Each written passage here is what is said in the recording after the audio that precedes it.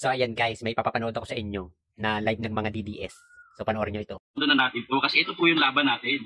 Ito pong siyam na kandidato ng PDP. Ito pong 4 na abogado. May artista tayo, meron tayong pastor, meron tayong congressman, meron tayong 2 senador. Ilaban na po natin lahat to. So narinig nyo naman ha, kailangan pala ng artista at kailangan din pala ng pastor sa Senado. Ano gagawin nun? Mag-aartihan, tapos mangangaral ng kahit sarili niya, hindi niya papangaralan. Si Kibuloy ba yun? So ipagpatuloy natin, magbibigay din ng opinion si Queen Galis.